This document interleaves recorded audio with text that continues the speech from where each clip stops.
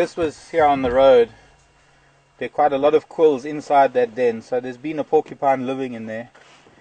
And I'm guessing that a lot of these bones that I was showing you now are bones that have been pushed out by the warthog modifying the burrow for itself.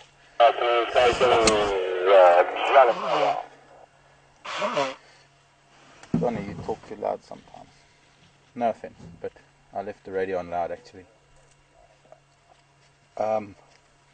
This one was on the road. It's a very different quill to what we normally find, in that it's sort of one of the longer back quills, not really used for defense because of its flexibility. Actually, this is brittle because it's been on the road and it's been crushed by vehicles, so it is very brittle.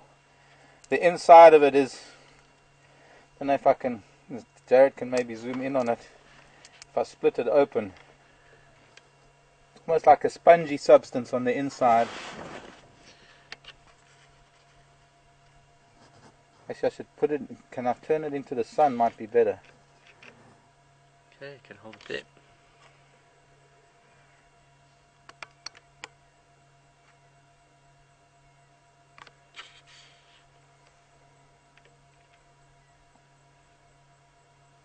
Yeah, I can see it.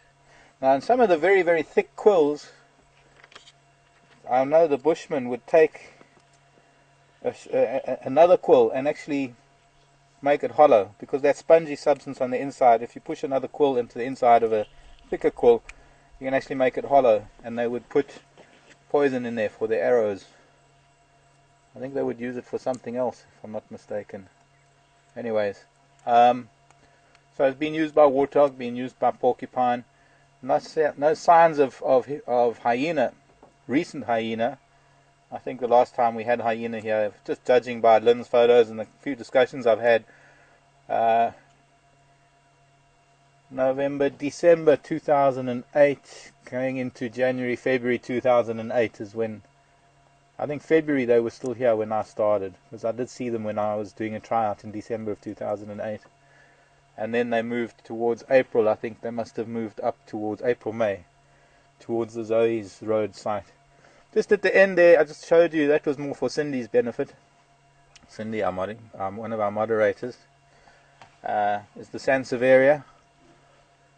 And that little termite mound is actually covered in the back. There's quite a lot of Sansevieria there. It's the wild Sansevieria that we have here in Africa, well, in this part of Africa. And it's known as Sansevieria hyacinthoides, because its flower is it's very much like that of a hyacinth flower. Well, it's not that it looks like a hyacinth, just that it kind of grows and is shaped like a hyacinth. Anyways, interesting. I love doing that kind of thing. That the burrow itself, this main burrow that I was looking at, the one with the two roots from the knobthorn, it goes in and it curves around to the left. And one thing one doesn't really do, and I think I might have done the opposite, but one doesn't really stand in front of a burrow and look down it. One stands to the side and is very cautious about looking down burrows. If any of you remember when we were here, now that's not a very big burrow, but there was a very big warthog that lived in that was in that burrow when the lion were all over the termite mound, and he came out of there like a bat out of a belfry. He came out of there at quite a pace, and that's enough to break a person's leg, especially when he bowls you over and uses those tusks. So not very wise. Sometimes leopard can use burrows like that as dens for cubs.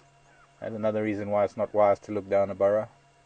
I was taking note of a number of different things. First of all, the amount of flies and insect activity around the entrance. Sometimes when there's an animal inside the burrow, you're going to get a lot of flies buzzing around because they're going to be worrying the animal.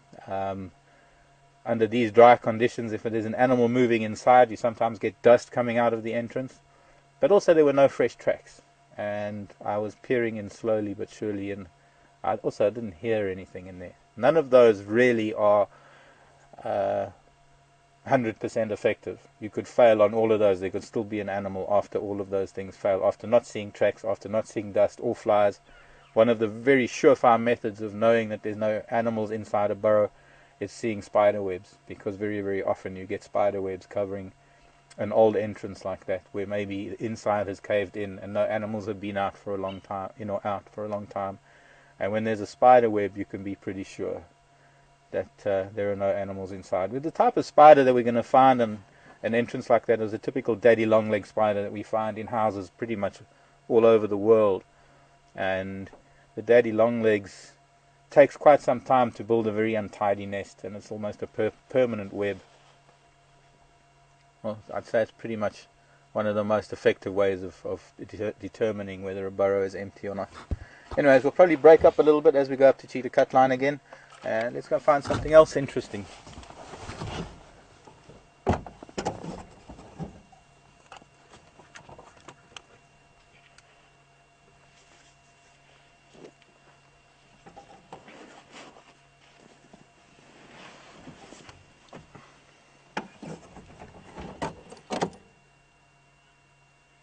Ah, thanks, Jim Elliott.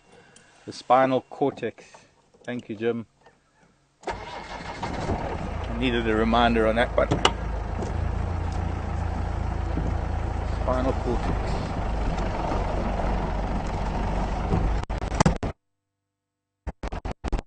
Thank you. Thanks, everyone. Glad you enjoyed that.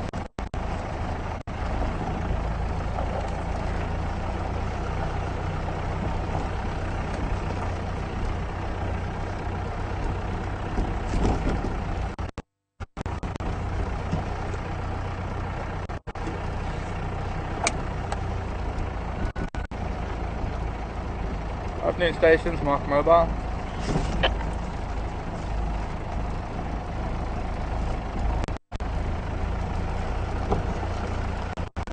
Okay.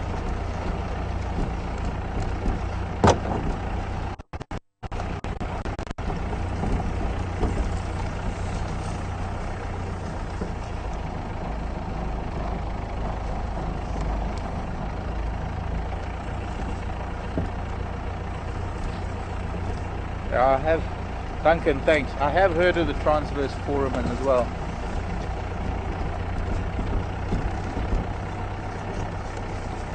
For a network of arteries either side of the spinal cortex on the atlas vertebrae, if I'm not mistaken.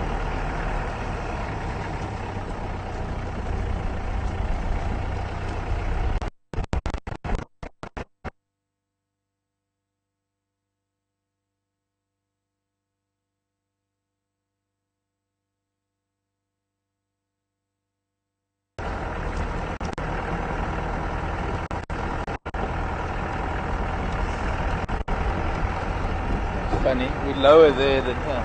Black screen here, but not there.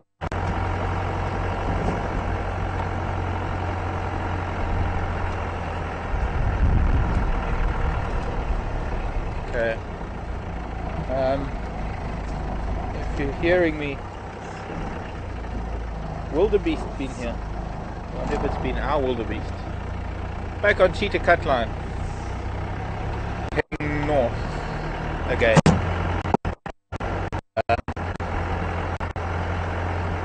We have some technicians working on the camera at the dam today while we're all out and about.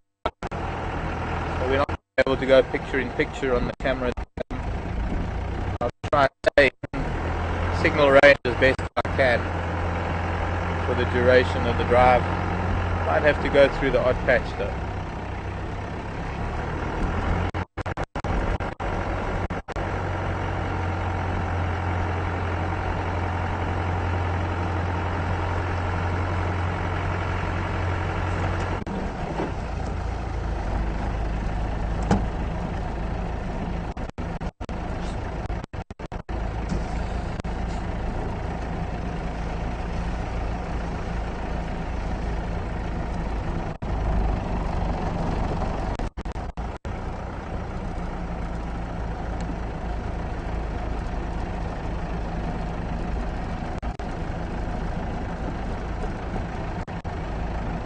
Good afternoon, Blue. Blue might have missed it, so I'll just recap. Blue wants to know what kind of animal would be living in that den, and would that animal defend that den under those circumstances. Blue, any number of animals would live there. Anything from hyena to warthog, porcupine, aardvark,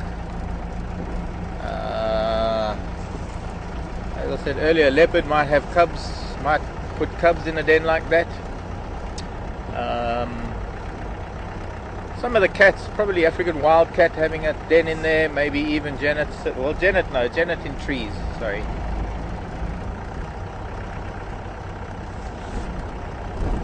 Some of them, yes, some of them would come out and defend their den. Some of them would just rush out and run away and bowl you over in the process. But yes, I think there's a possibility that some of them would try and defend their territory. You know, animals have this fight or flight syndrome. Not syndrome.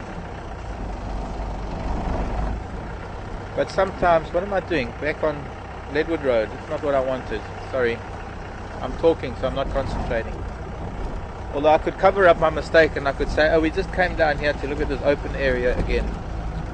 Meanwhile, it was unintentional. I'll just turn around. I wanted to go into Drakensberg extension.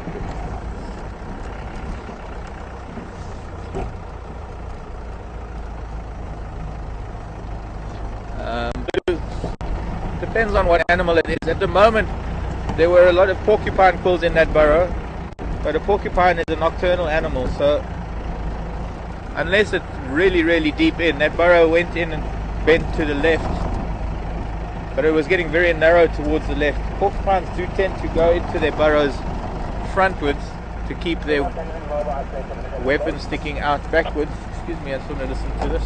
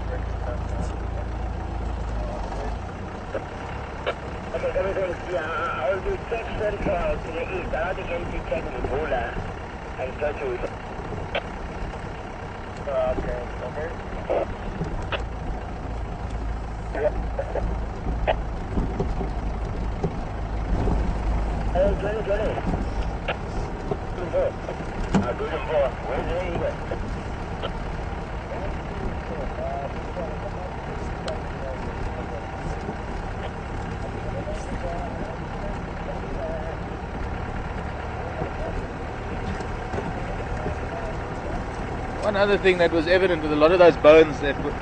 Oh, sorry, cat.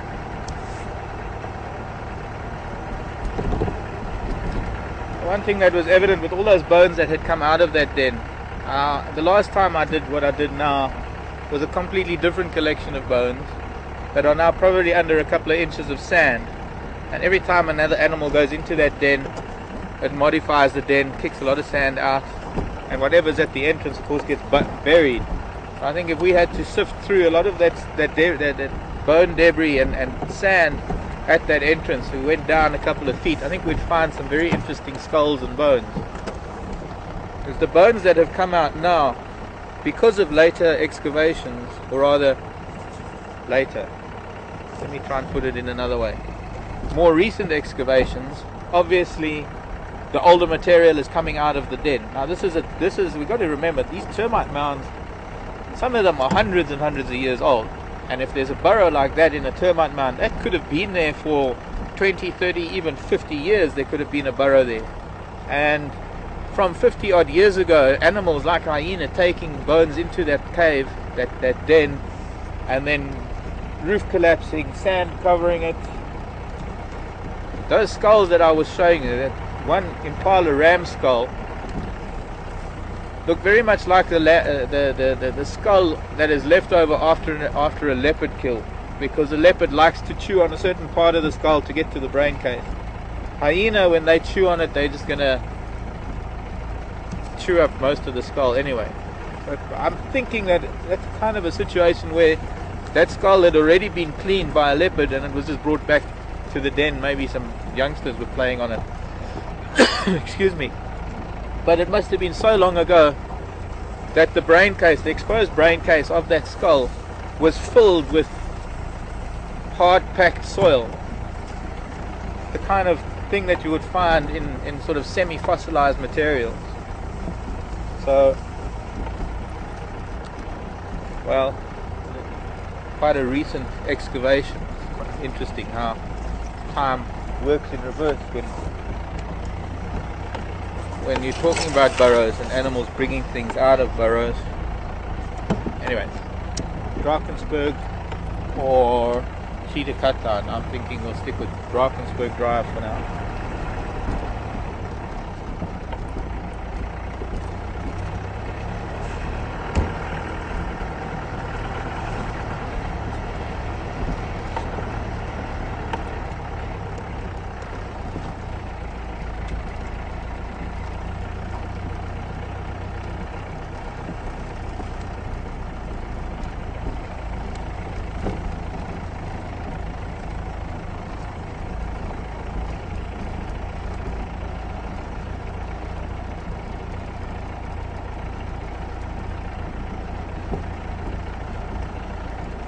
Kathy, hi there, and Kathy, thanks for the email. Something that I'll go through when I get back to camp this evening. An email regarding all this lion activity recently, and I'm not too sure how this ties in with your question, but just to clear things up, the lionesses, or the lion that we had at Gowrie Dam the other night, midnight, and we watched them for a good 2 hours before they walked across the dam. Actually, what was happening is they were roaring, and it could have been, I'm not sure if that young female that was around Zoe's Road, I'm not sure if she was calling back.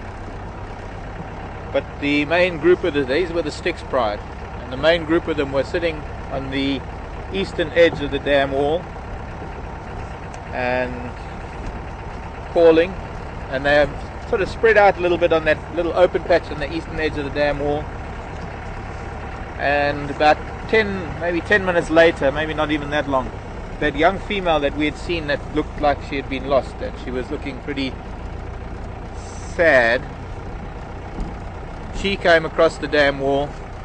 It's very hard to tell the gait of an animal in the infrared camera, but what can certainly guess the speed, well, when the picture jumps like it was jumping, she wasn't walking, she was moving fast, because you would see her there and then there and then there, as opposed to when they're walking you can actually follow them because of the shutter speed of the camera. It's like when we're looking at all the insects flying in front of the light of the camera at night with the infrared. The shutter speed of the camera is relatively slow, so when an insect flies in front of the light, it gets the reflection of the infrared, but the shutter is open for that for longer than a split second. The shutter is open for that length of stripe that looks like flying worms. I know we've had people asking, what kind of flying worms do you have? And sometimes you can see like a zigzag, and that is the moth opening and closing its wings as it comes down through the camera, through the front of the camera. And pretty much that's what happens when the lioness was walking across the dam. It wasn't a solid image of a lion walking slowly. You could see she was almost running, she was jogging. And as soon as she got to the other end of the dam, all of the lion, all of the Styx Pride, all got up and they all crowded around her in greeting. It's something that I've seen, so I knew exactly what was going on at the time. And then they lay down and they went to sleep for about an hour or so or more. And eventually when they got up, they came straight across the dam wall and down that little slope directly towards the camera. And just at the last minute I caught that little girl just as she was underneath the camera. So she was reunited with the pride, and then they headed off. Now they moved to Guatela Lodge. They were right in front of the lodge at one stage, and then I believe they moved down to Simbambili. So if they then moved from there to Londolozi, I don't know. And so it'd be interesting to find out who this lioness was that died down on Londolozi. Could be a completely different pride. I'm not even sure whether the Styx go down to Londolozi. I really don't know if they are.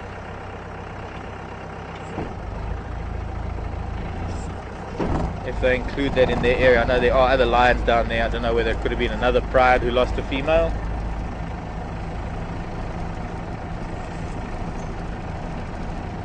I don't really know the full extent of the range of the Styx Pride, because we are on but a fraction of their territory.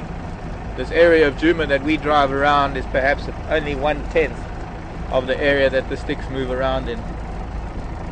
and so we only ever see them when they come to this tenth of their territory. Oh, Mr. Lizard. I don't know if it was a Mr. or a Mrs., but I missed it. So it was, I missed a lizard. I missed a Mr. Lizard. Or I could have missed a Mrs. Lizard. Probably a variable skink actually, sunning itself on a log. A number of reptile tracks on the road from lovely hot days that we're having at the moment. And I think we should all be like the lizards, take in as much warmth as we can before the cold hits us. Be like a lizard. Not a lounge lizard though.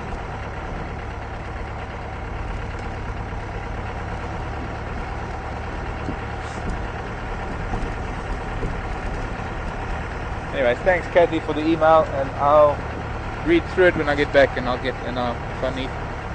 Well, I'll try and get back to you on it. Lots happening with lion lately.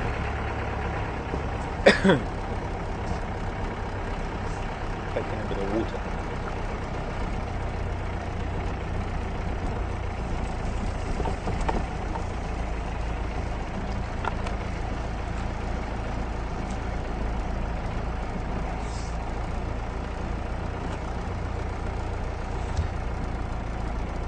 Hello, Deb.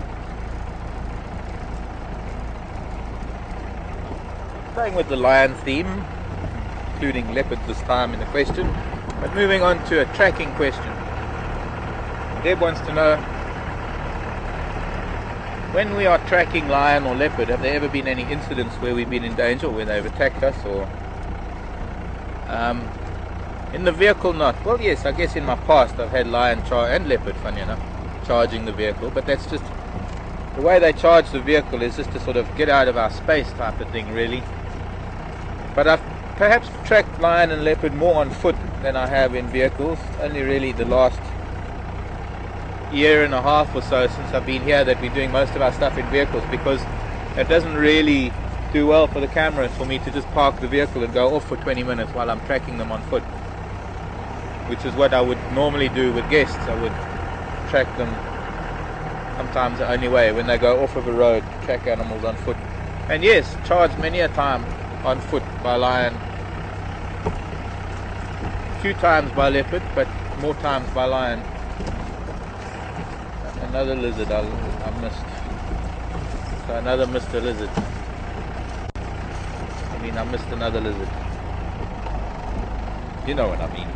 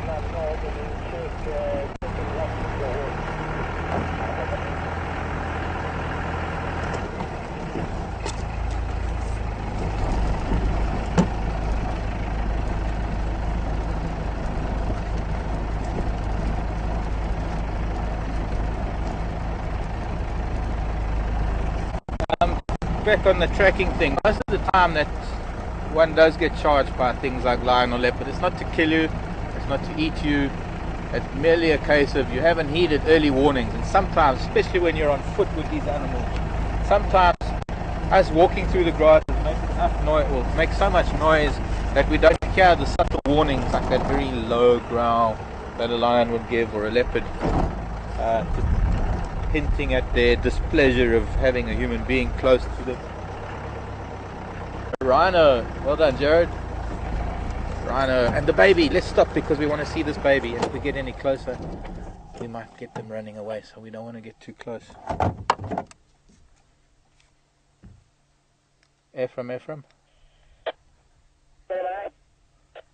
How far are you from Cheetah Cut Line?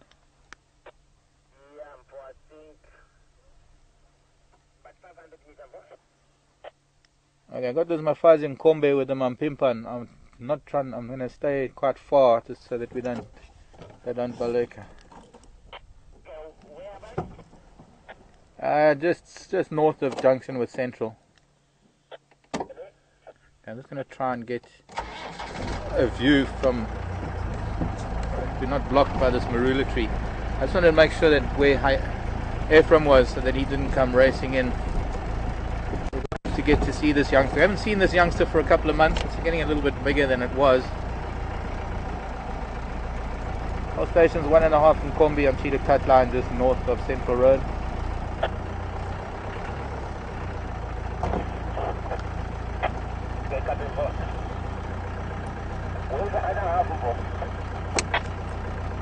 Hey, it's only half of four. It's only small Mangimba. Where's the other half? Okay, I'm sure she's heard us. I'm sure little one has heard us. Yeah, we can just barely see his ears sticking out above the grass. The smallest rhino that we've got around here at the moment. Gorgeous little thing. And if we just take it easy and slowly, maybe they'll let us get a little bit closer, minute by minute. A lot of animals, the youngsters can be a lot nervous, or a lot more nervous than the adults, and the adults don't mind, and it's the adults that calm the youngsters down. But with rhino, if the youngster's nervous, it's going to make mom nervous too, or it's likely to. Not necessarily, but it's possible. So the idea is to do this rather slowly and carefully, and I'm watching both of them at the same time, just to make sure that they're both more her than little one. But if little one starts getting restless and running around, she's going to get nervous and she's going to take off somewhere with it. So while we can see it, and hopefully they'll come out onto the road.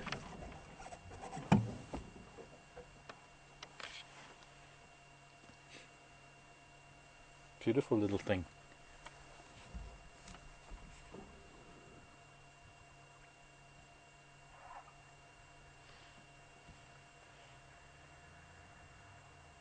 Already got a very prominent nuchal muscle.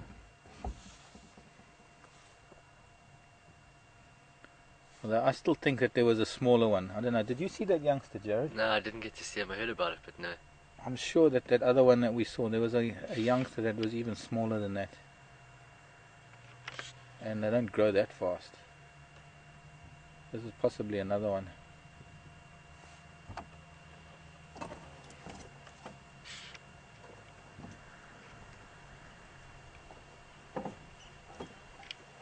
Let's see how close we can get a little bit closer. We've been seeing that bull with that other sub-adult in the same area for quite some time now. There, she's now listening to us. Turning her head slightly towards us. The ears are, well, the left ear was still listening to other sounds. She was just listening to us. I thought she was getting a bit nervous, but she went back to grazing.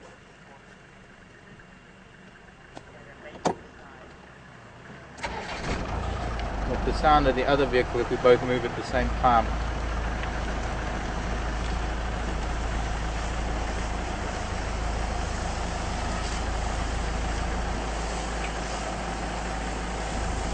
Yeah, she's listening again. Okay. What? Nalawa, I'm still Where's my Ningis kank, F?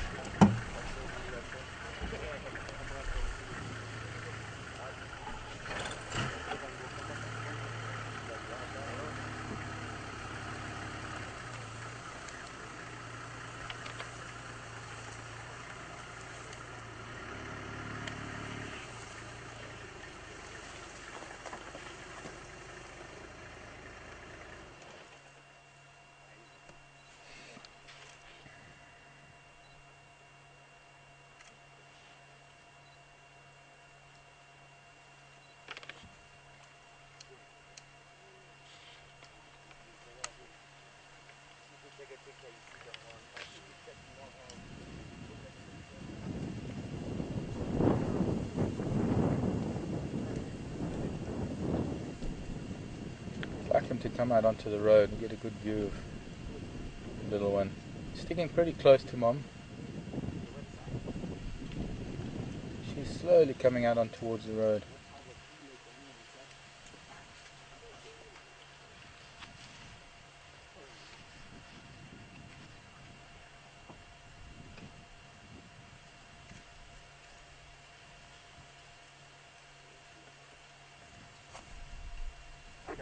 Hi.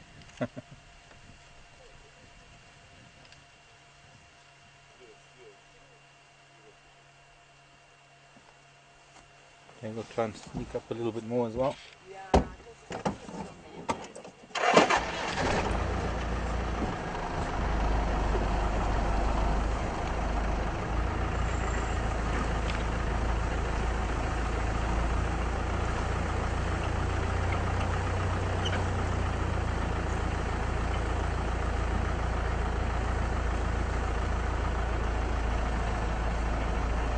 Slowly they're getting used to the sound of the vehicles. Little one's looking now.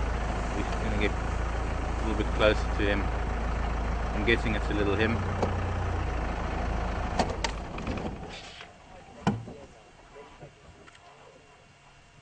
How much does he or she weigh? Just a little mosquito bite on the nose. Okay.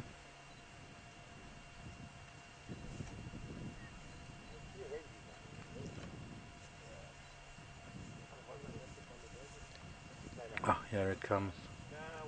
Could be a little girl by the looks of things. Hard to tell. Look at this little number. That is just too gorgeous. But they have bad eyesight, right? They have bad eyesight, right? Question from Julie coming in, asking about rhinos, predators or main predators. As an adult, Julie, of course, only human beings. But a little one like this could fall prey to lion or hyena. Very, very strong maternal instinct with rhino, so it's very difficult for them to get hold of a youngster. But they could wear her down. They could, in numbers, they could get hold of it. I've seen film of hyena getting young rhino, but I'm not yet known of lion really. And of course other rhino. There was a time when elephant were taking their toll on rhino, but that was extenuating circumstances. It was a result of elephant being translocated to areas where there were no adult elephants, so these elephants were being raised without adult supervision, and they became delinquents and started taking it out on rhino.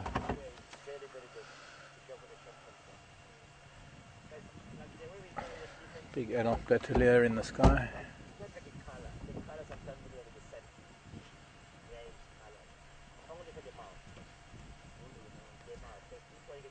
Oh, who's that coming down?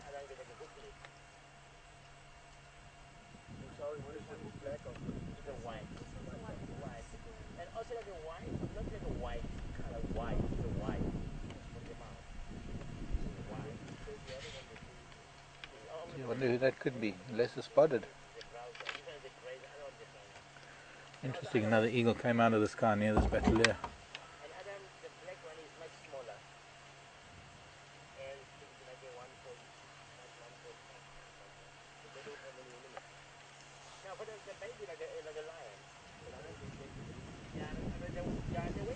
Oh, he's getting a bit frisky with a bit of a breeze coming in.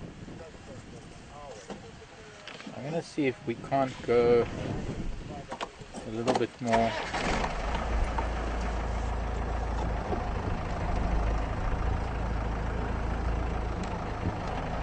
to the side. Okay.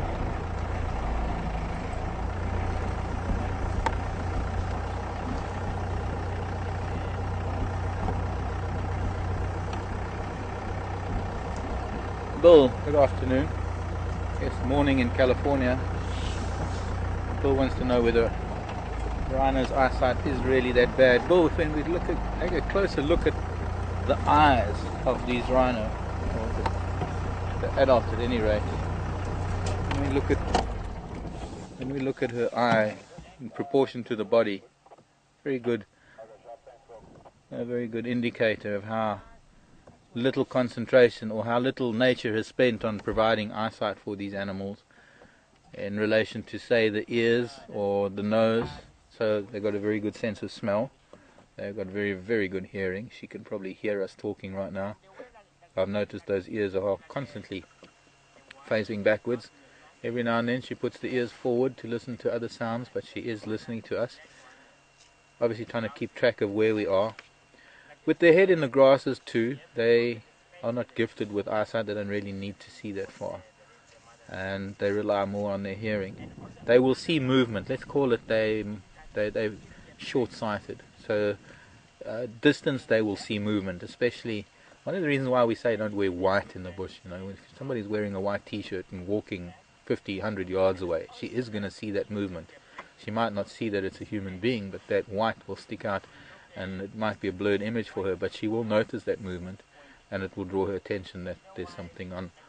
But generally they are more, or rather their senses are more concentrated around hearing and smell.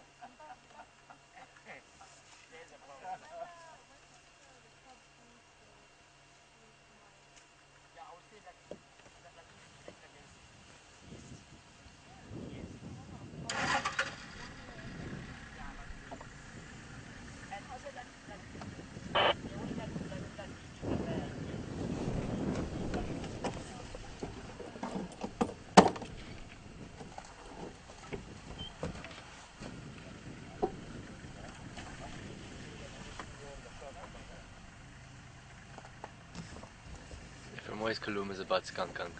I know.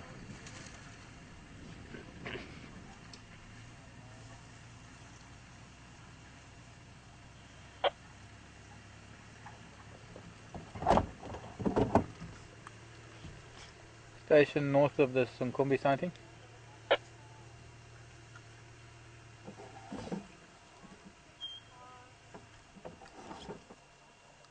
I think it's time for us to go. Unfortunately we can't really go off the road where Ephraim is. It looks like a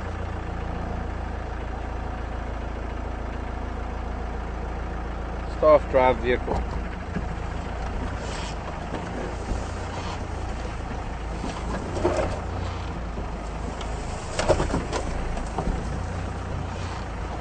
We'll just stay here because there seems to be a lot of traffic coming.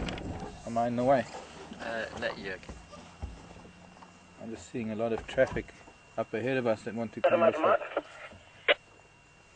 Hi Grandpa.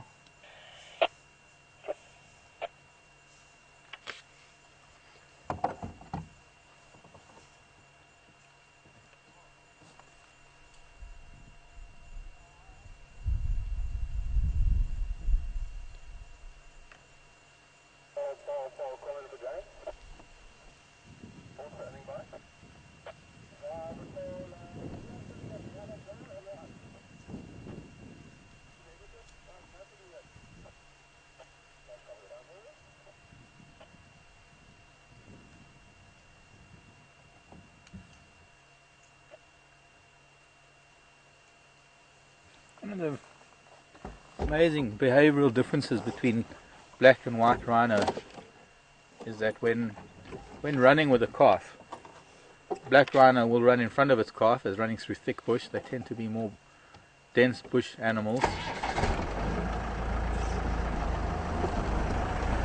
So the black rhino will run in front of its calf,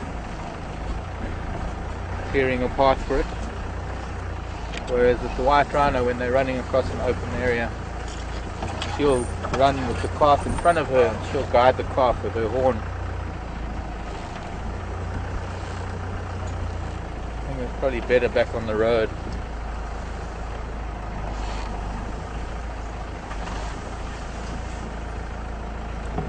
But she's remarkably relaxed with us now. Funny, the other day she ran just at the, when was it? It was even this morning. It was this morning that Patrick saw her and they ran just at the hint of a vehicle. Oh, look at that, in the line. Just your head slightly to the right. That's perfect.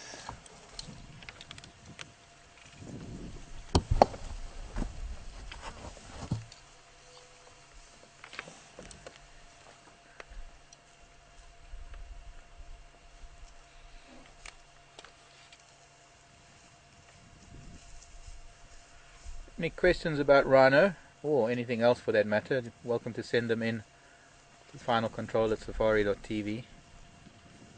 And if you've just joined us, you're with us here in Djuma Game Reserve, coming to you live from the Sabi Sands, Greater Kruger Park region of South Africa.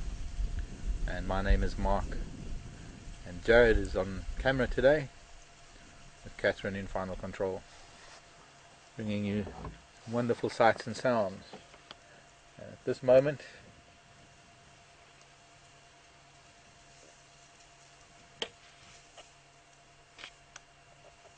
a really wonderful few minutes with a rhino cow and her calf. Calf, I'd say, is probably about 3, 4, maybe 5 months.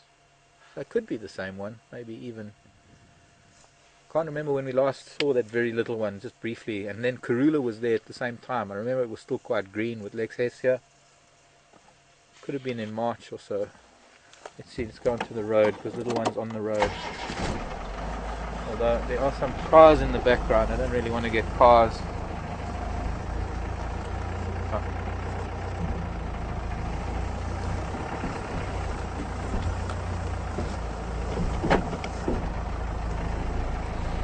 In the background of our shot.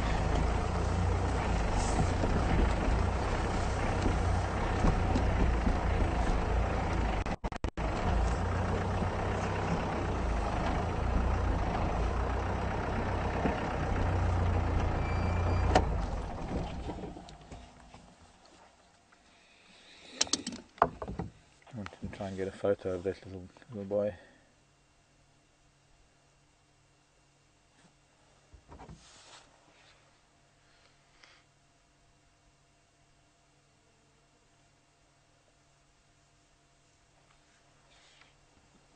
Yep.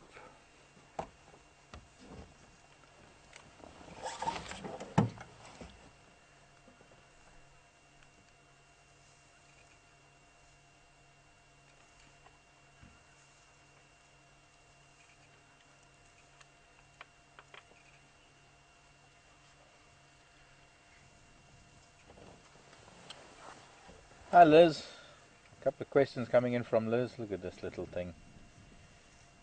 See if he's gonna, see if she's gonna scratch around. Mom getting a little bit edgy about little one wandering off. She's just making sure that it doesn't go too far. Some soft sand there. Looks like he wants to play in that soft sand. Liz, let me think. How heavy is a rhino calf at birth? How long does it stay with mom? And if it's a female, does she stay with mom or move on and find her own life? I was just looking at mom. Memories are still quite.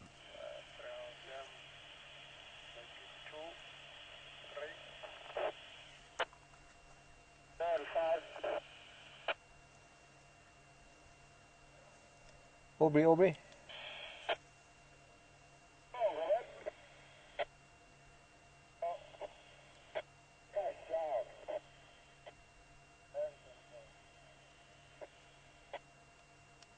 Aubrey, come in.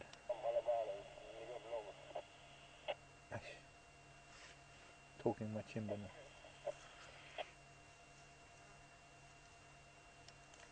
Johnny, if you could relay and not copying Aubrey, what's he got at Treehouse?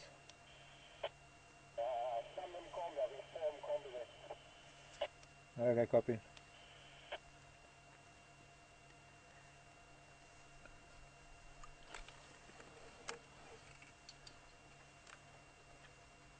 Weight at birth, let me guess.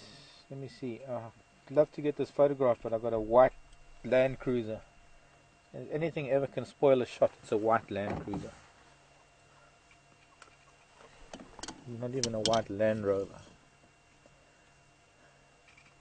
Maybe I can clip it out. Well, not now, I won't. Not with mom in the... Maybe she'll hide the vehicle in the background. I wanted a photo of them. Liz, I'm guessing probably around 100 kilos at birth. 80 to 100, maybe not that much.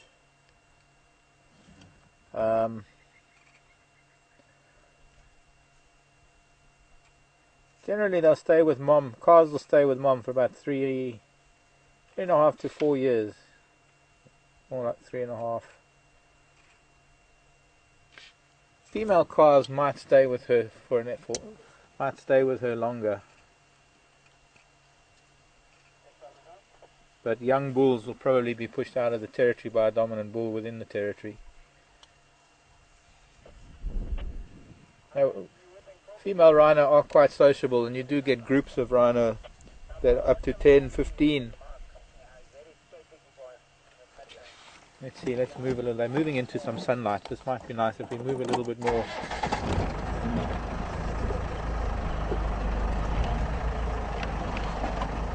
Little one's coming back to this mitre drain on the road, this bolster that got soft sand. Looks like he's really, she, really keen on this little bit of soft sand.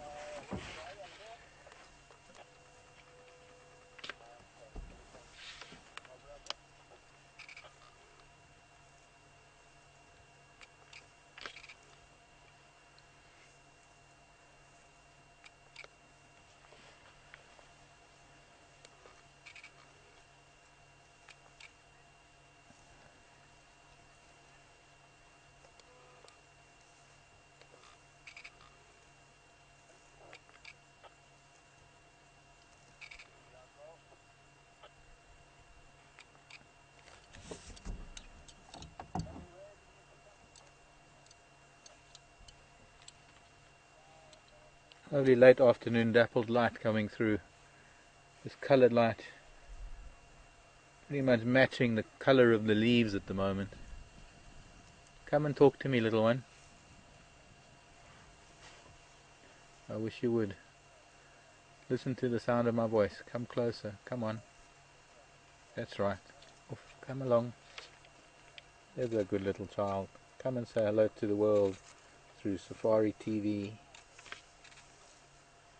Special little child. Look how special this is. We're getting a young rhino coming up to us. Hello, you gorgeous little thing. Thinking it's probably a little girl. I'm not sure. There might have been a male part underneath there.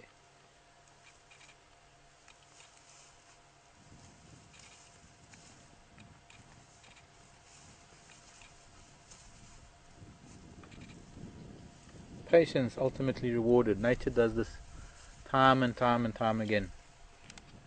If we'd just driven straight towards them, they probably would have run off. But edging closer and taking it slowly and sitting quietly. Tone of my voice probably quite monotonous to them, but not rising in pitch that is alarming to them. If anything, I'm thinking little one's starting to get curious about the sound of this human being.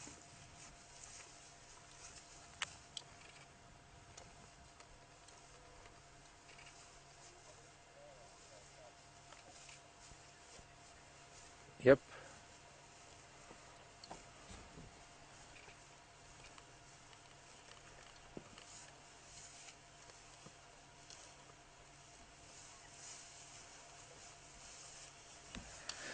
Jerry, how old is the little one? Oh, she's got some pretty heavy scratches on her shoulder. Moving now because other vehicles are coming closer, so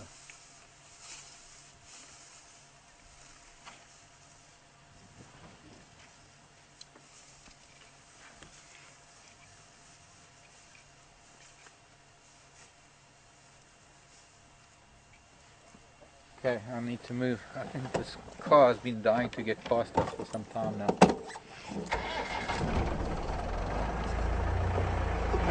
Oops. Oh, and now she runs, the little one. Okay, she's finally...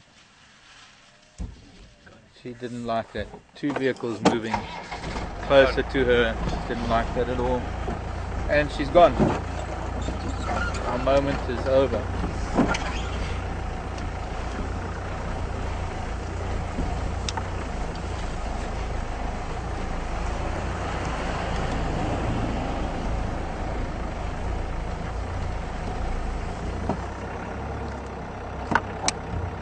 many trucks for the one was on Garaga Dam.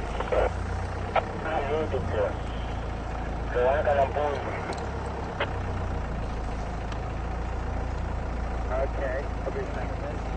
Torchwood. That was incredible.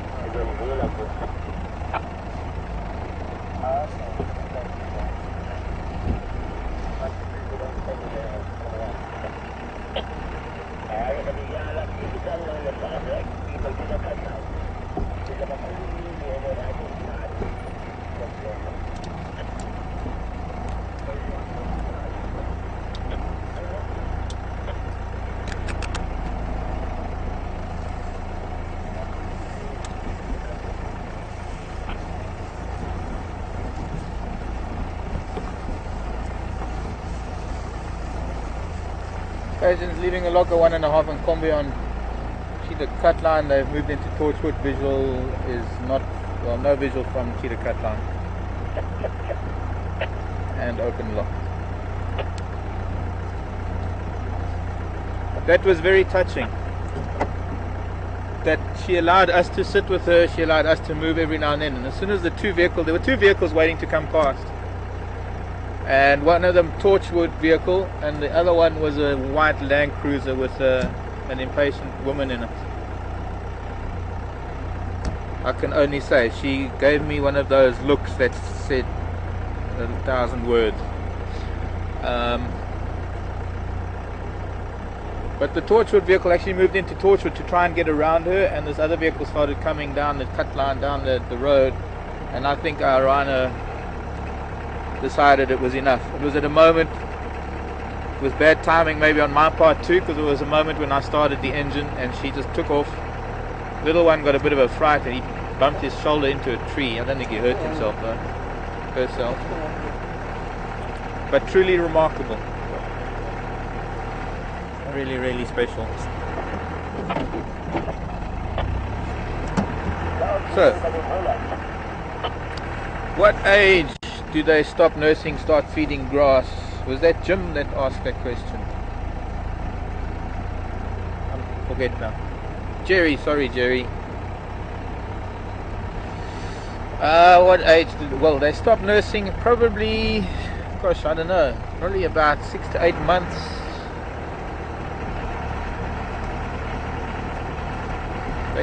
This little one's probably starting to feed on grasses now. Its mouth is very wet from drinking, so I'm sure it's still mostly nursing. At 3 or 4 months old, maybe a little older.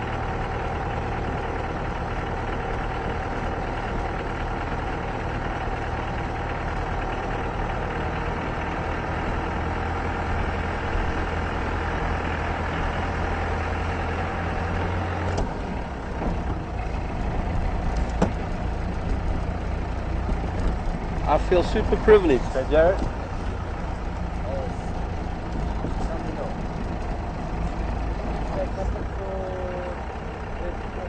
Well, Patrick was here. There were those other two that we've been seeing here quite a bit.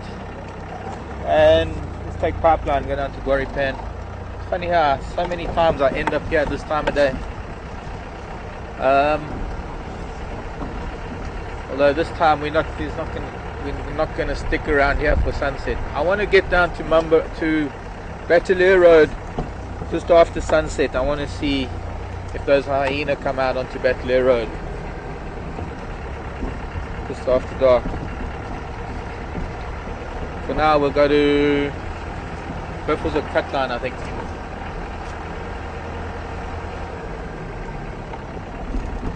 But yeah, there were the two rhino that we often see here, and in the distance, about 50, 100 yards away, was this one with the calf. And as soon as Patrick arrived, they ran. And we didn't get them on camera. We just heard Patrick talking about them.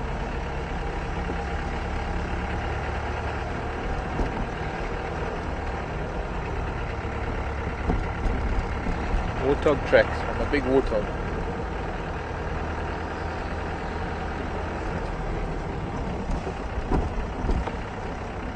They've been here, that mother and child.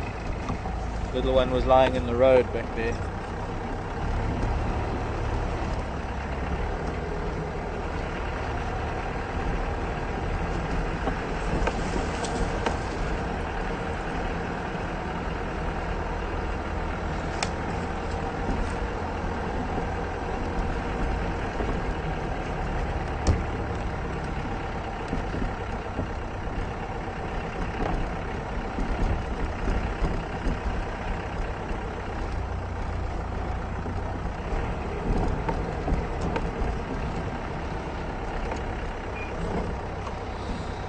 Hello, Alan.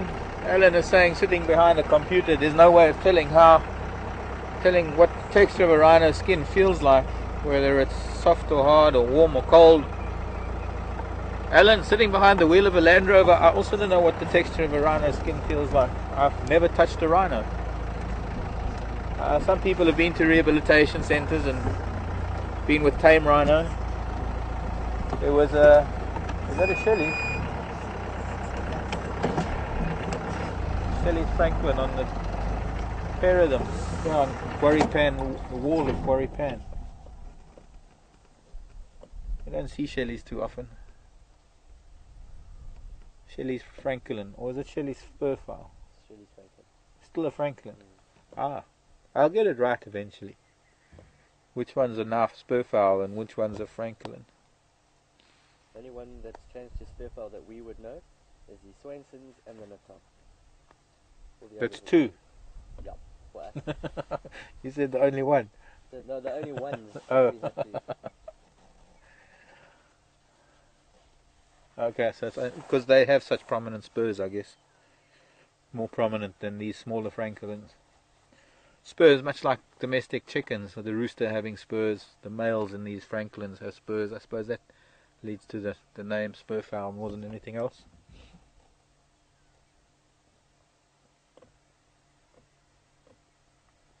Where was I before? I was interrupted by Shelley's Spurfowl. I mean Franklin.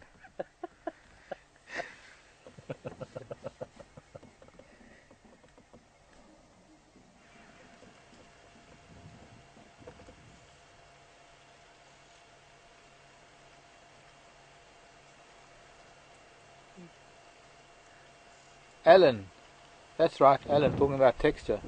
I was saying that, funny enough, the warden at the Timbavati many years ago raised many years ago, raised a little rhino. And I did see it, but I never got to touch it.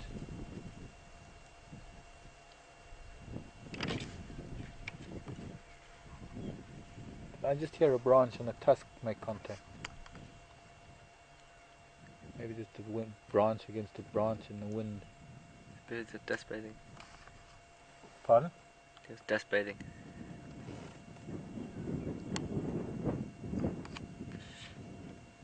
They're actually quite pretty Franklins, these Shelleys. So are the Cokies.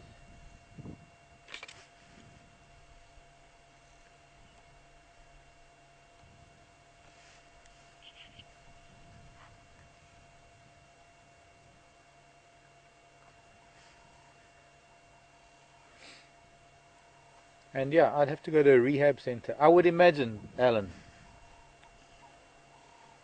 that it's a fairly rough skin. Actually, you know what? I lie. I completely forgot. I have touched the rhino. Yeah, in the Sabi Sand. 22 years ago. 1988, I think it was. It was a momentous day for the Sabi Sands. It was a time when the Sabi Sands was still self-contained.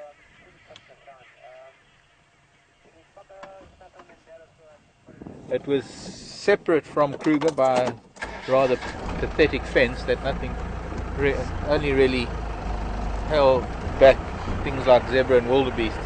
Kudu and Impala went over it, lion and leopard went through it, elephant just flattened it. But it was a fence nonetheless, and it was before the Sabi Sand was incorporated into Kruger, and so Sabi Sand was responsible. There's Koki Franklin. No, those are crested. Crested. Just the light looked up in the one. Sorry, crested. Excuse me, crested Franklin.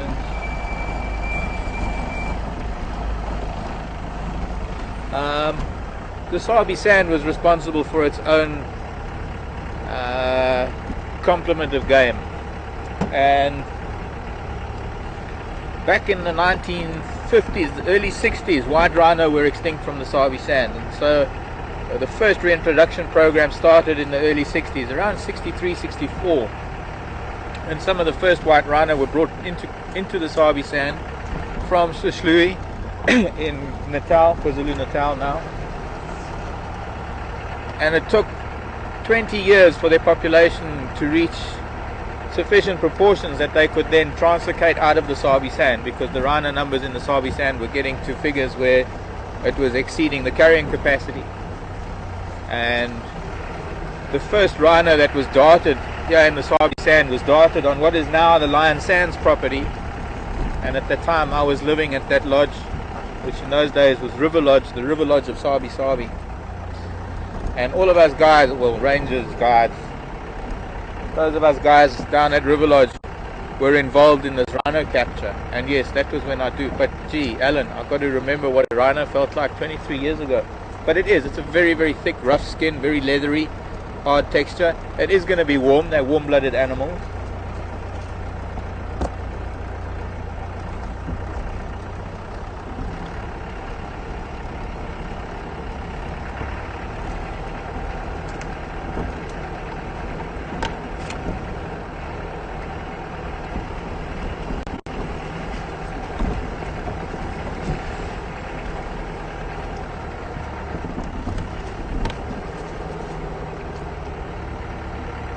Bruce wants to know how much that baby weighs. It weighs about the right amount for its size, I'd say. Gosh, to guess how much that baby weighs. 150 kilograms maybe? No, maybe, I don't know. That's a hard one, Ruth. 100 and... yeah, I'd say maybe 150 kilos. Get an estimate from Jared. What do you think? The one that we were shooting there. The little one, yeah. Yeah, Jared also 150, 160 kilos.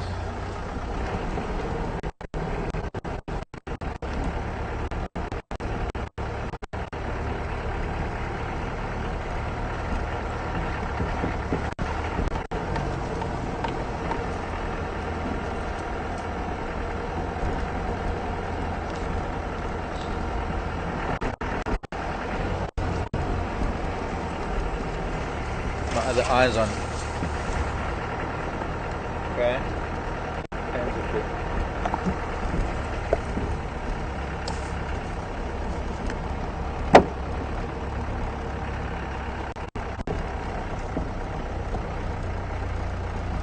Hello, Bull. Do rhino make any sounds? Question from Bull. Bull, youngsters do. Adults snort and huff and puff when there's danger, when they're getting a bit aggressive. The odd grunt here and there. But the youngsters have a rather high-pitched squeak.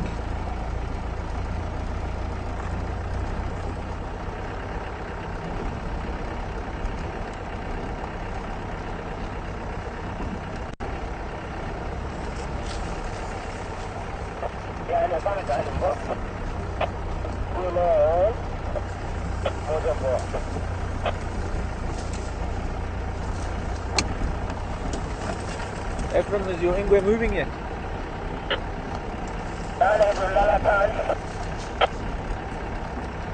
Not visible from Cheetah Cut Line. You're visible from Cheetah Cut Line.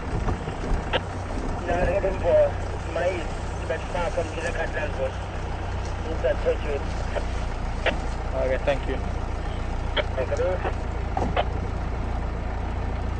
Mvula, the leopard, inside Torchwood.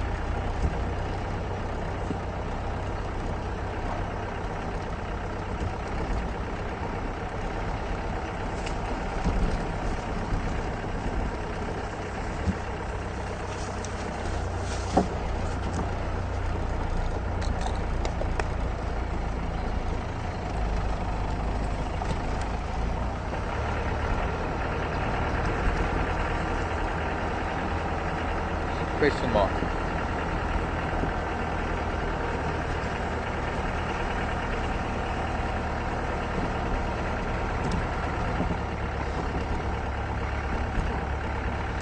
That's an interesting question from Dave. Dave's saying lions have prides. Are there any other cats that have prides? Pretty much not, Dave. Most of all the other cats are solitary in nature. None of them are really sociable. None of them are social animals.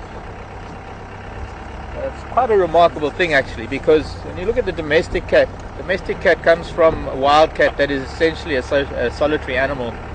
Yet in domestic conditions, having domesticated these cats and kept them as pets, we somehow force cats to live in a social environment with other cats, and they actually pretty much adopt a very similar social structure to a pride.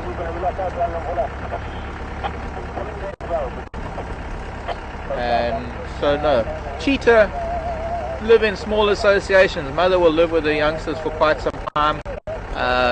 Youngsters will stay together as sub-adults for quite some time. One can't really call it a pride structure. Of course, the collection of cheetah would be a different name, collective noun. Like a leap of leopards. And leopards as well. Although leopards are predominantly solitary, we do know that they do socialize with, say, mates or breeders' offspring. A lot more information is coming out about leopards now, that they aren't as solitary in nature as they were once thought to be. And we've had some wonderful examples of that with Karula and her two boys on a kill, and at one stage 5 leopards. Karula with the 2 boys, as well as Saseka and Yambila Jordan coming in. It was all within a sight of each other, not necessarily socializing the way lions do, against each other and licking and playing, but at least making eye contact and sharing the same space, as it were. Pretty much all other cats are solitary.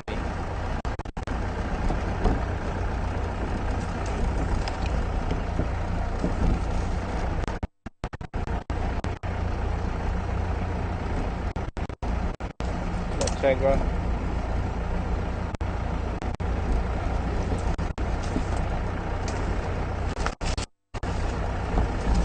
I'm going to have a quick look at Buffelshoek Dam before it gets dark, and then I'm going to take Nyala Road north, which is not the greatest of roads as far as signal is concerned, but I want to get back to Atelier Road. The best way to do that is to take Nyala Road north and then do Vulture's Nest rather than Nyala Road south.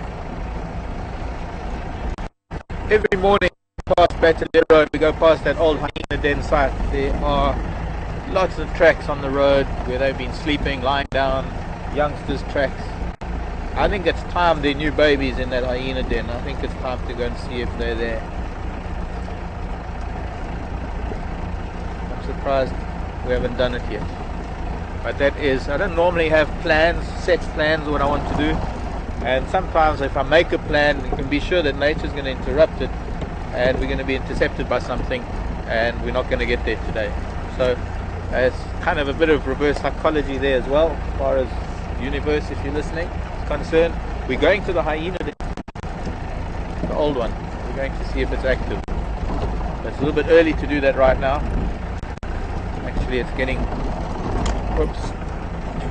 close to time to start making our way there. But we're just going to go to Buffelshoek Dam. It's only another couple of 100 yards ahead. Just make a turn, say hello to hippos. They might be getting restless. Might be something else around the dam.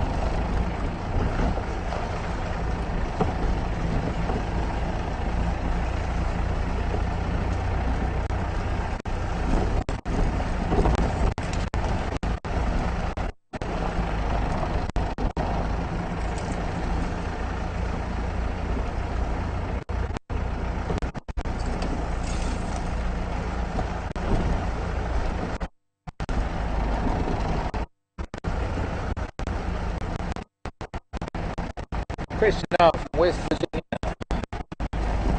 Hello, Gary. Wasn't John Denver from West Virginia? Isn't there? One of his songs sings about West Virginia. Country roads, take me home to the place where I belong. Shenandoah River. Gary's asking if we've ever had to evacuate the area because of a fire. Not in places where I've been, Gary. People here. Okay, we're gonna have to go Buffelshoek Dam. So there are people having sundowners there, so we'll go and do what I want to do in the beginning.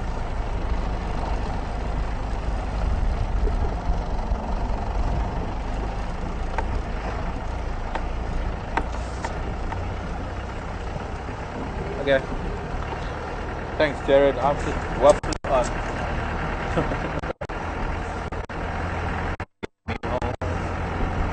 Country road. I belong West Virginia. Take country road.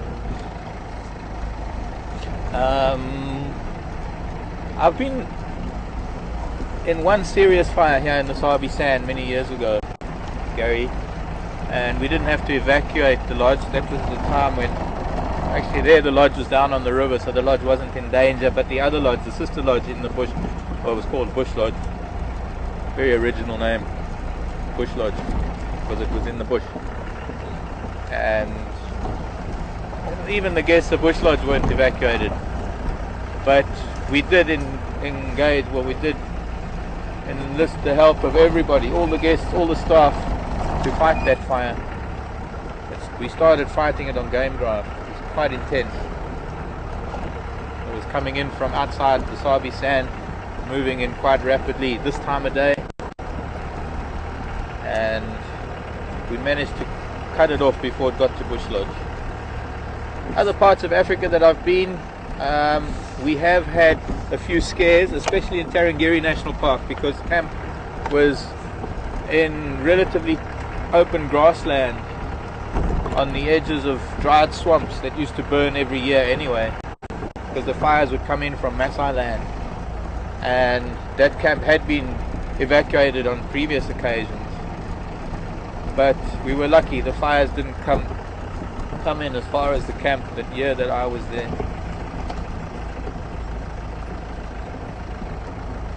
I'm trying to think how long I was at Oliver's camp. I think it was a bit more than a year.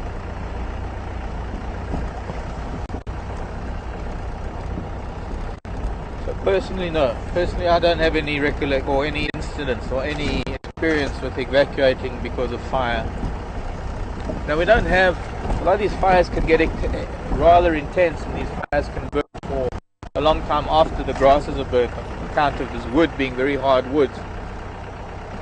We don't have the intensity of, say, the forest fires that you have in pine forests in the States, or like they've had in Sydney in Australia, or in Greece in recent years. Okay, I'm just going to keep quiet for a bit now, because we're going up Nyala Road North, possibly going to get a problem.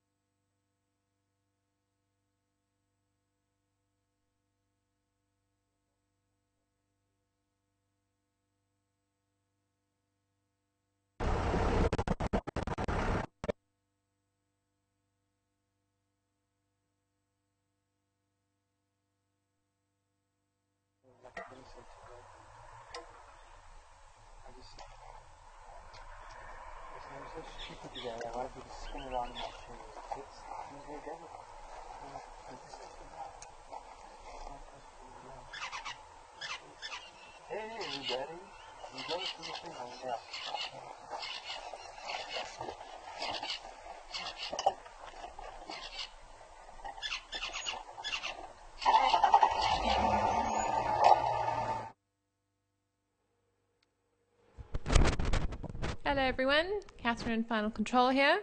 Just going through somewhat of a dip area with some patchy signal, and we should be back up on the other side shortly and back with Mark.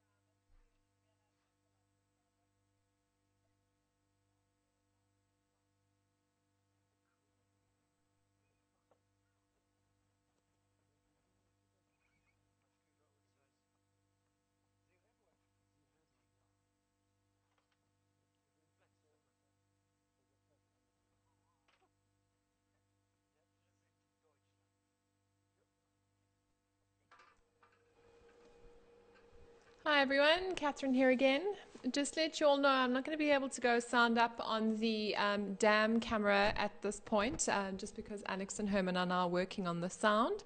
Finished with the picture, so at least we have that back up and running. It's something to look at, but they're just working on the sound, so we won't be able to hear sounds from the dam for a little while until they've fixed that.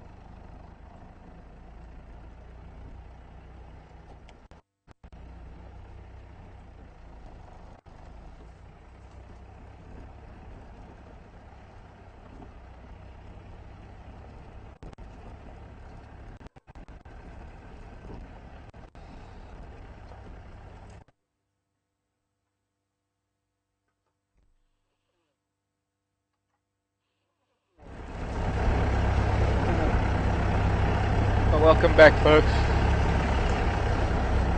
Live PM drive here at Sabi Sands.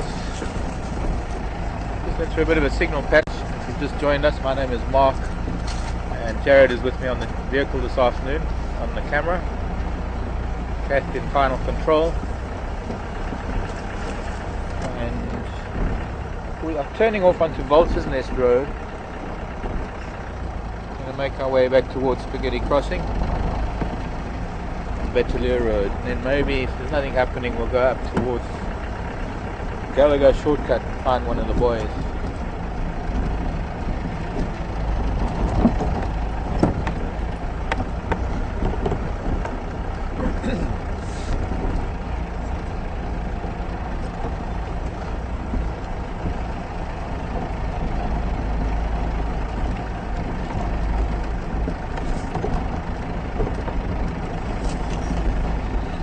Hello, Stephen.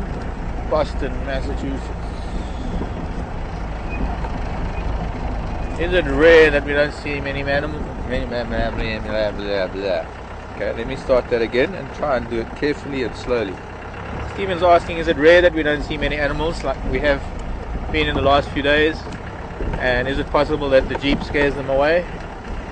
I think I just have to correct you on one thing there. It's something that's niggling at me. This is a Land Rover, not a Jeep. I just had to get that dig in a little bit. I know it's semantics, Stephen. But yes, we don't use Jeeps. We use Land Rovers. I don't know why we don't use Jeeps. Jeeps don't really make vehicles that are... Never mind, we're not getting into a discussion about vehicles right now.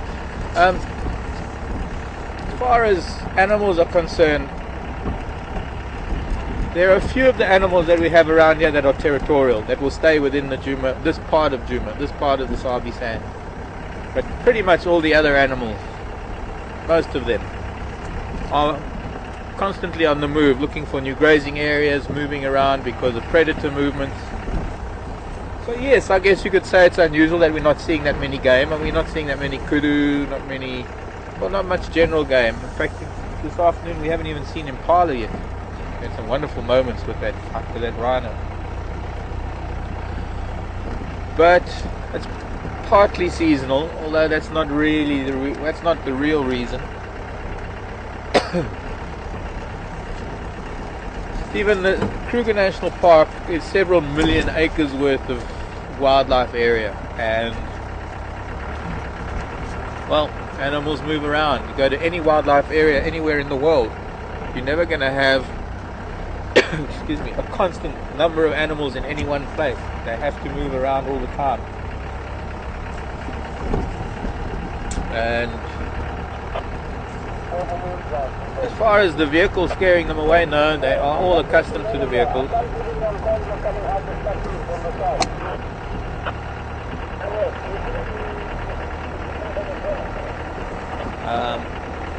Almost all the animals here are pretty much accustomed to the vehicles. They've all been born to vehicles. Even elephant now, 60 years ago there were vehicles, not here, but even the adult elephant have got used to them. So all the young elephants are born to them. Some of them can get a little bit upset with the vehicles, but generally speaking, the animals know that we're near the danger nor food, and they tend to ignore us for the most part. One of the beautiful things about photographic safaris and animals getting used to vehicles is that sometimes they won't even look up from their grazing or their browsing or their feeding. Like the lion gets so used to us that they can be sleeping, and when a vehicle comes to view them, they don't even lift their heads anymore, because they know that the vehicle is not going to drive over them. They know that the vehicle is going to be driving slowly, it's going to be stopping, maybe a nuisance in terms of sound and all the movement in the vehicle with the people shuffling for position to get photographs. But the lion are well aware of passive behavior of the vehicles. All the animals are, really. And while there are a few, I think the warthog are a little bit shy for whatever reasons. Maybe because the warthog have been hunted for the pot in the past.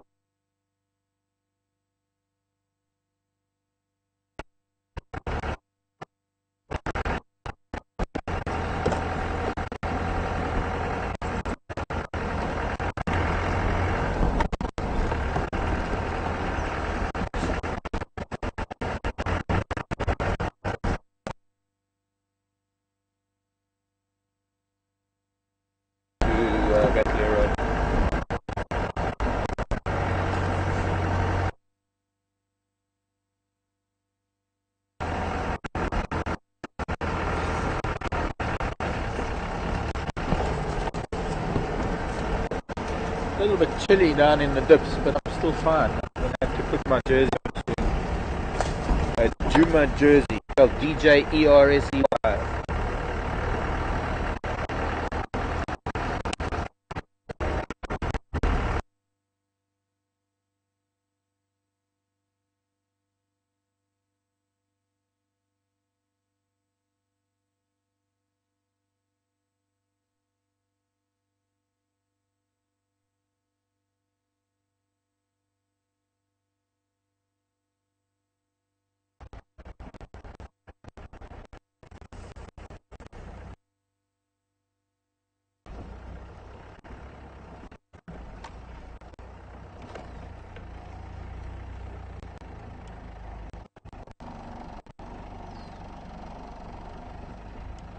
hyenas awake already. Already in one moving.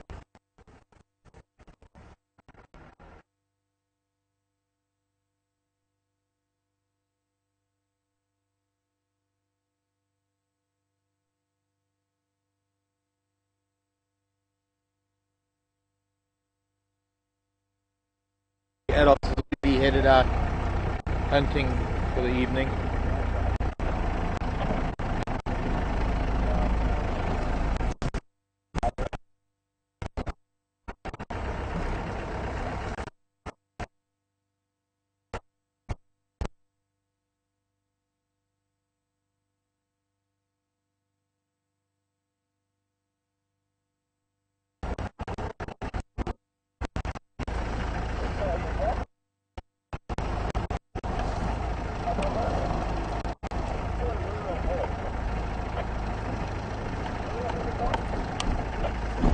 Oops.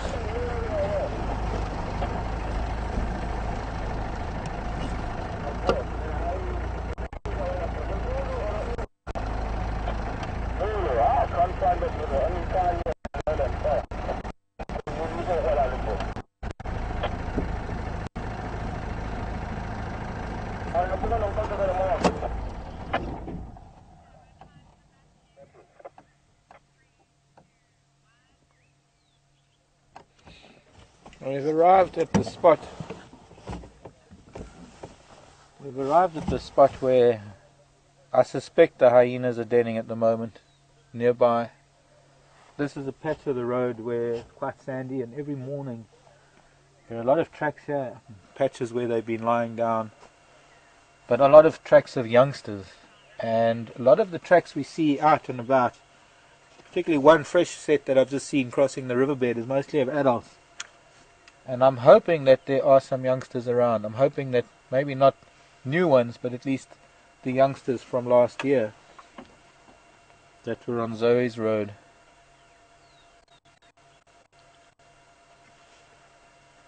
I think what we'll do is we'll take a run up Bateleur Road, we'll turn around and we'll come back this way.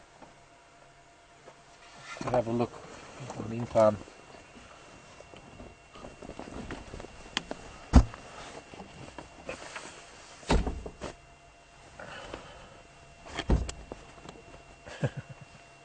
Okay, didn't see the thumb.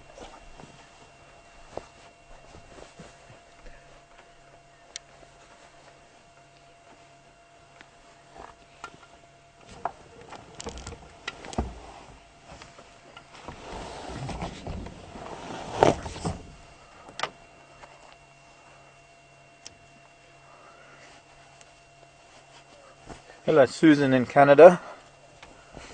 While I'm just warming up a little bit. Maybe I left it too long. Susan is saying she knows that there are TB in buffalo. The buffalo population in Kruger do carry BTB, bovine tuberculosis. I've shrunk slightly. I'm now eye level with the steering wheel. I'm standing in a dip. I now know how Tara feels when she's standing next to the vehicle. Sorry, Tara.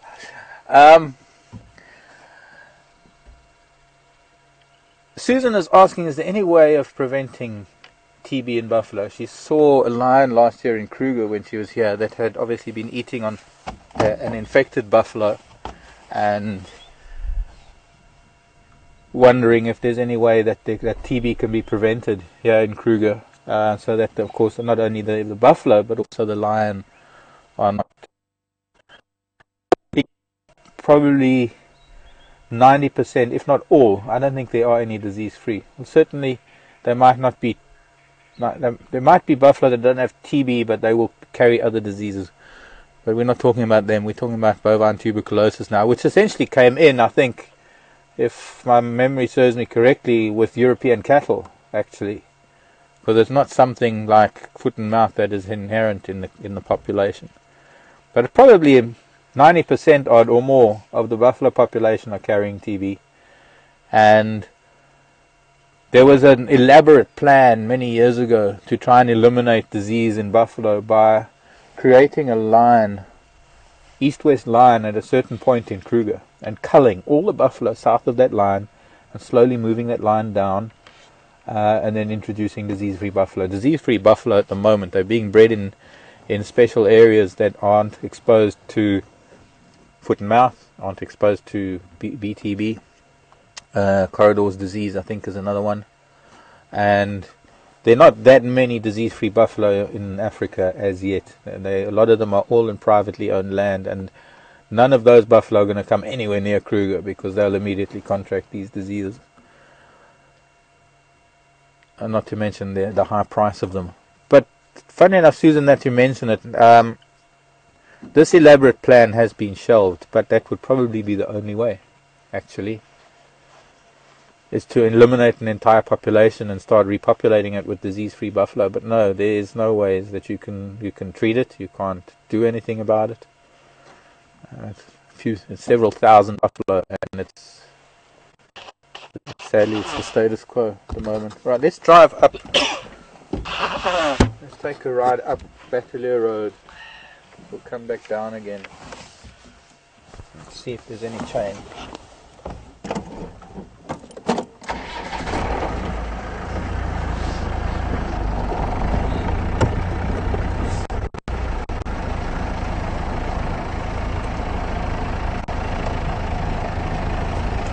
Might have to come in at midnight.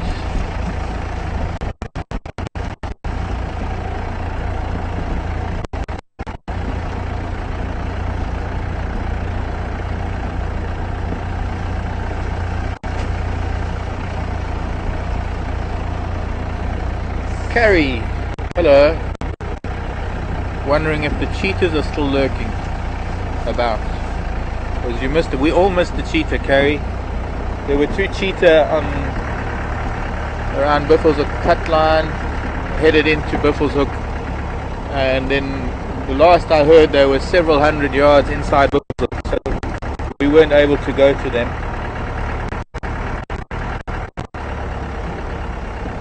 Sadly, you're going to miss the cheetah today. With a little bit of luck, they might come across to Impala Plains, Sandy Patch area. Would be nice if they do. We can check that area in the morning. The greatest area for signal. When we are stopped with the cats up there, we've been with both leopard and lion up there before. We had that wonderful moment with that cheetah and her youngster on Impala Plains a few weeks ago, where she was hunting impala and she managed to actually bring one down on the other side of our western boundary. But not a common sight here. You know, this is the bush that we're seeing now is the general composition of the environment that we have here, and this is just not really cheetah environment. I have in a number of places seen cheetah in this kind of bush, moving through it, even hunting in it. Up in Kenya, southeastern Kenya, in the Chulu Hills, we had cheetah coming through an area like this. And of course, Chulu Hills is predominantly open grassland, so they were moving from around, they're actually moving around the edges of a lava flow, one of the most recent lava flows in Africa. In fact, it's only a couple of 100 years old. Very interesting lava flow, because some of the last remaining black rhino in Kenya live on these lava flows, because that's where the poachers can't get there. And we went for a walk one day with the anti-poaching patrol that was sponsored by an organization called TUSK, T-U-S-K, which is run by some wonderful people in the UK. And they came out, they provide game scouts with uniforms and radios and tents and equipment to be able to carry out anti-poaching patrols and try and protect these rhino. And we went tracking them one day through these lava flows. I know, I was talking about cheetah, wasn't I? Okay. Anyways, that was interesting. We got to see tracks and dung, but boy, you just don't get to see the rhino. Last black rhino in Kenya. Irony of it all was one of the women, or the family that were sponsoring it, the family who were leasing the land from the Maasai with the camp I was managing. Her father was one of the people hired by the British government to eliminate rhino from that area. Many. Oh, nightjar. Sorry, child. Many moons ago, when rhino were in competition for areas with the Maasai and their cattle. The government, the British government, put a price on the rhinos' heads, and they had these people out there shooting them. And now the next generation, instead of shooting them, she is, I think her name's Tara. I think her name's Tara as well, if I remember correctly. I can't remember what Richard's wife's name is. I think it's Tara.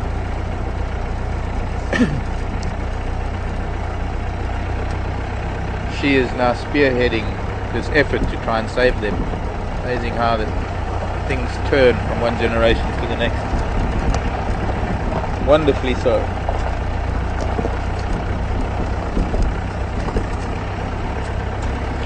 But those cheetah were hunting in thick bush. I've had cheetah here in the Sabi Sand hunting in thick bush.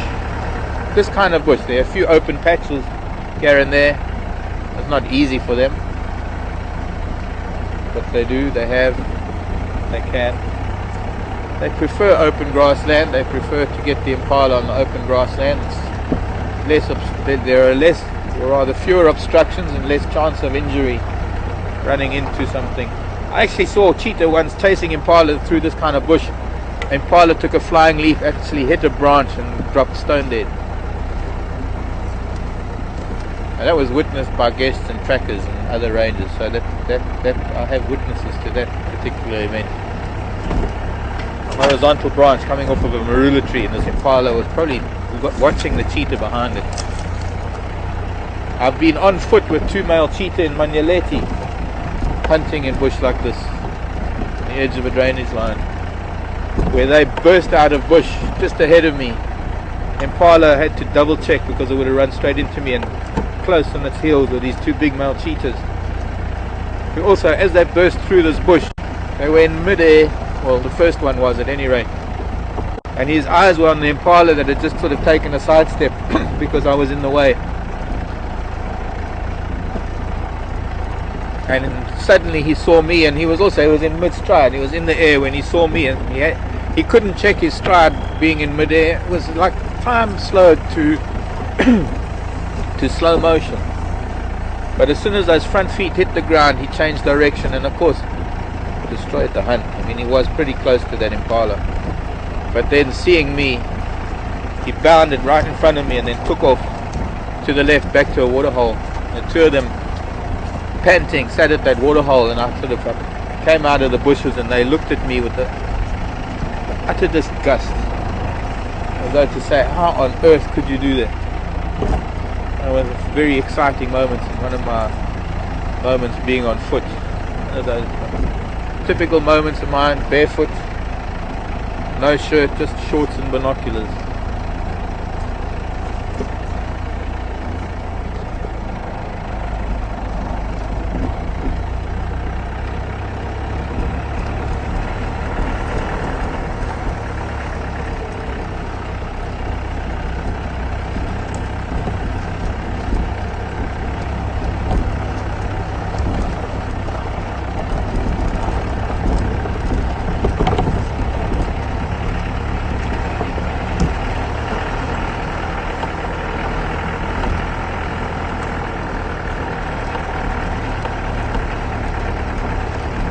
Peter.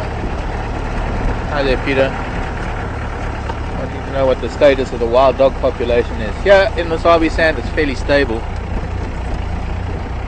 In Kruger as well. Kruger's wild dog population, maybe not stable, but it's a fairly good population. A few places where wild dog are still quite healthy are places like the Kruger. Up in Botswana, there's been some extensive studies done on the wild dog up there. Tico, and I don't know who's doing it now, it's a new chap now. So up in the Okavango Delta in Botswana, wild dog are doing very well. Another place that I've lived where wild dog are doing exceptionally well is the Selous in Tanzania. I think we need to actually just find a spot and have a look at this horizon. Or even here, you can just quickly look at that incredible glow. The moon and Venus. 2 nights ago I saw the first little sliver of hello bat. bat flying across that beautiful sky. That's quite pretty actually.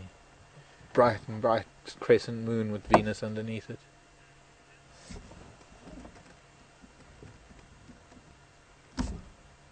So yes, Selous Game Reserve in Tanzania.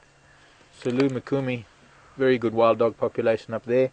Extensive study that was done on wild dog up there by Scotty and Nancy Creel. C-R-E-E-L, Creel.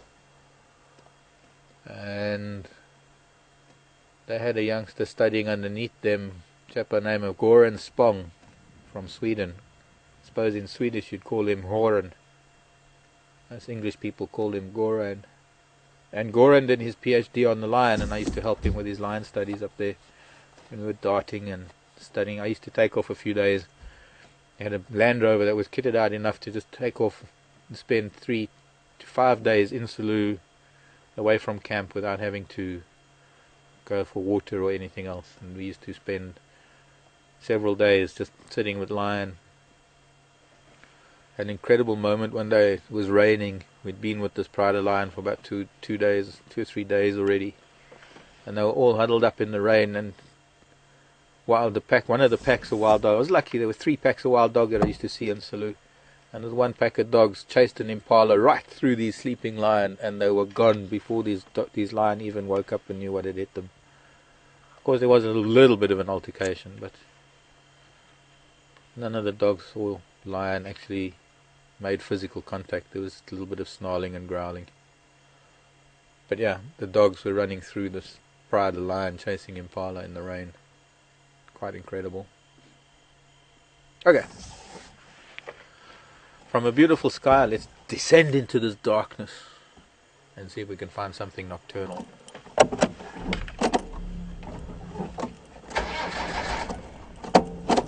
Hello, bat.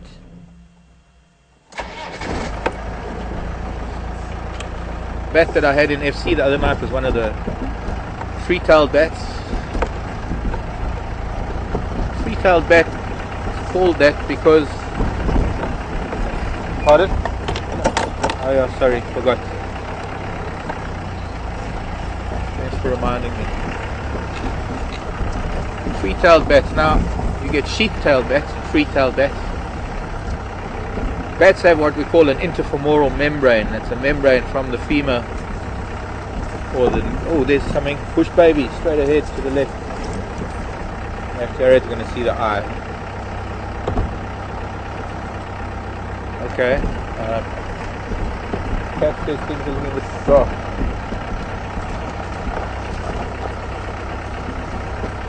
Everything's on.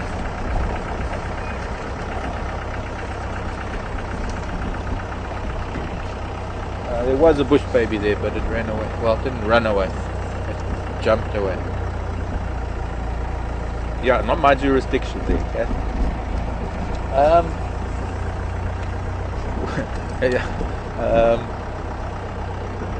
So, as I was saying, bats, yes, free-tailed bats, sheep-tailed bats, interfemoral membranes. Some bats have a membrane from the tip of their tail to their feet. And they use that, they curl their tail, and that membrane causes like a little pocket. That's how they catch the insects in midair. And some bats have a membrane that goes halfway up the tail,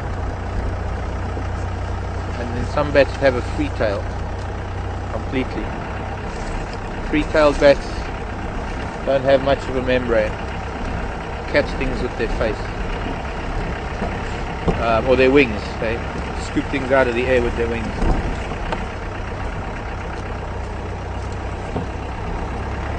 Slow motion of a bat catching flying insects is quite amazing when you have these bats that have the membrane between their feet and their tails. The way they make this little, they curl their tails so it makes a beautiful little pocket, and they sort of they'll catch an insect in that little sac, that little pocket. And in mid-air they'll reach down with their mouth and take it out and eat it in mid-air.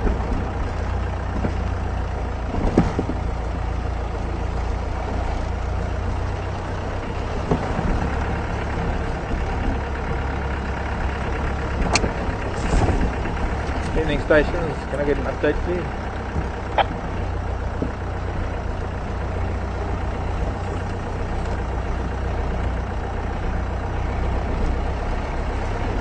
Oh, there's that night jar I saw earlier. I guess nobody's talking to me today. Okay.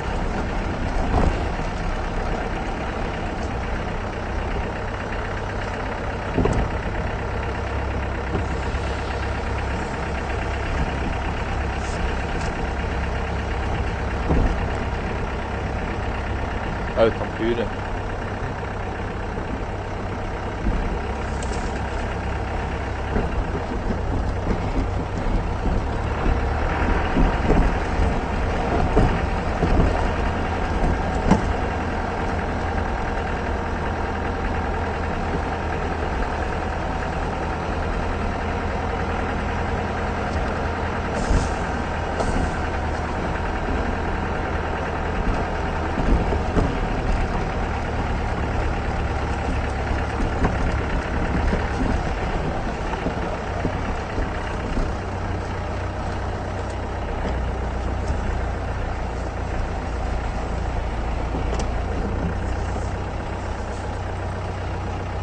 Pair of bush babies here in this buffalo thorn, but I don't know if we're going to get them.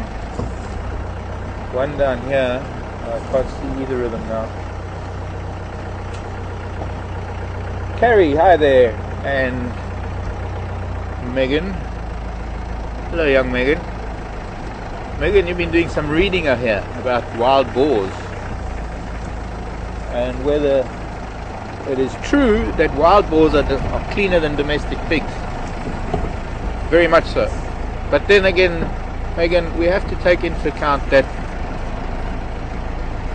while domestic pigs are not kept, it's not really the pig's fault, it's the farmer's fault, because the farmer keeps them in a situation that doesn't allow them to engage. And a lot of the wild families of pigs, like wild boars, bush pigs, they have special latrines, they have special areas where they toilet that are away from their den sites. And yes, they are very clean animals. And if domestic pigs were allowed to I don't know, maybe I don't know much about domestic pigs, but I would think that domestic pigs are pretty clean. I think there must, some people who have those little Vietnamese pot-bellied pigs as pets find that they're about as easy to house train as dogs and cats, and that they are very meticulous, very intelligent little creatures.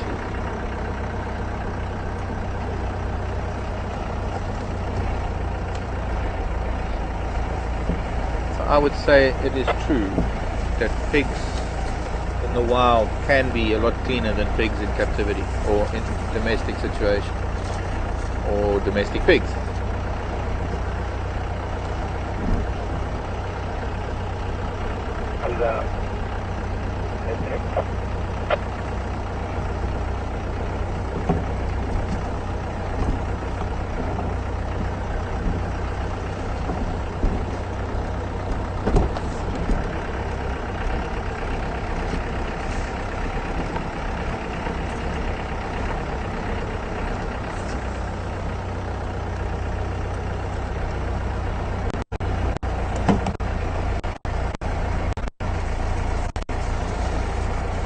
Jim, getting back to fires, Jim's asking if we ever lose animals in fires like you do in Canada.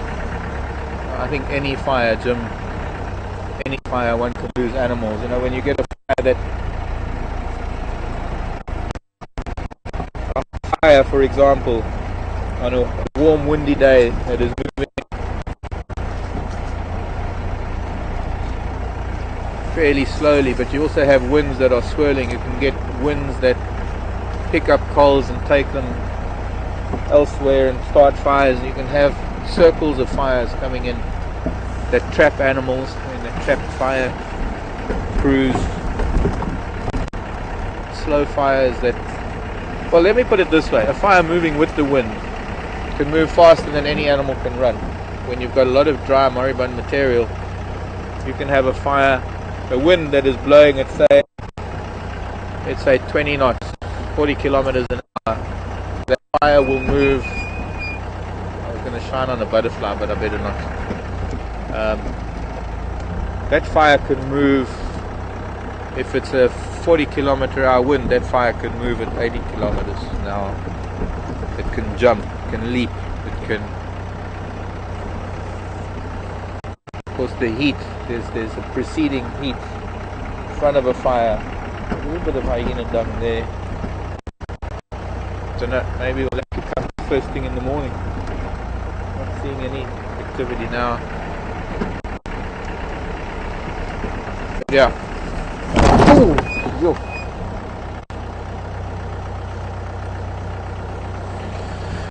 It gave me a fright, sure. There's a low tree stump about that high and about, sure, 8 inches in diameter. A piece of lead wood that's been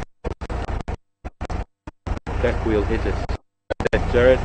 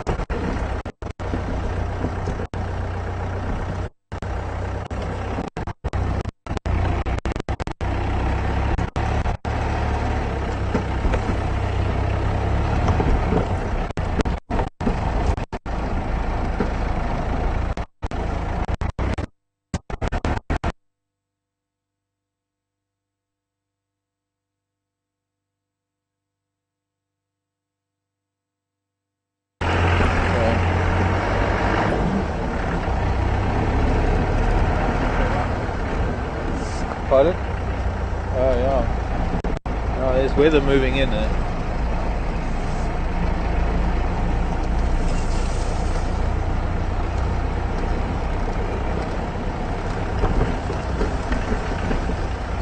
I've just discovered something. Hold the spotlight here, it keeps the hand warm.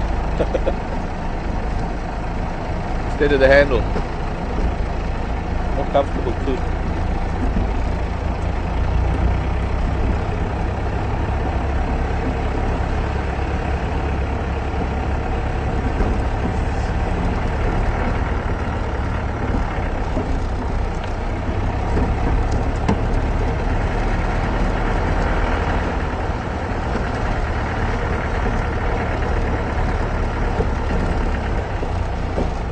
That noise?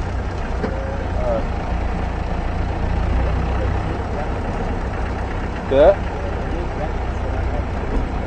I don't know.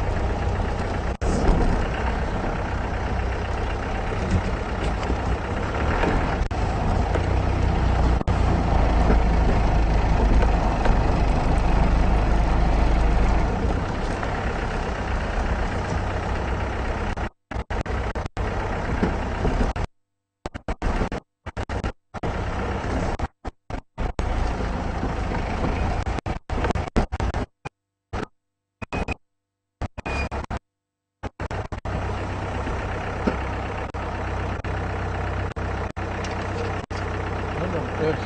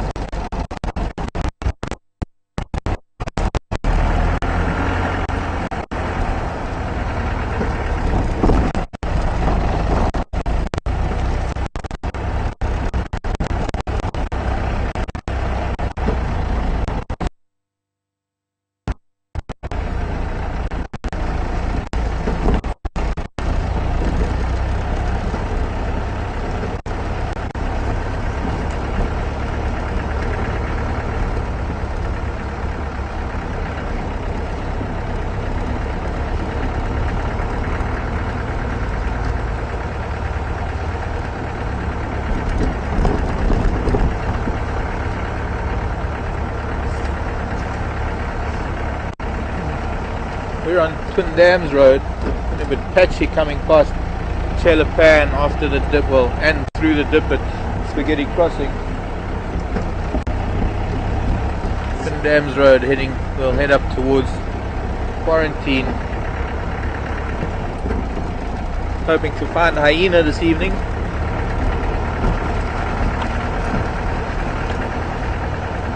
The universe did me a dirty. I said I wanted to go there and find hyena, and there weren't hyena there. Maybe I said I should.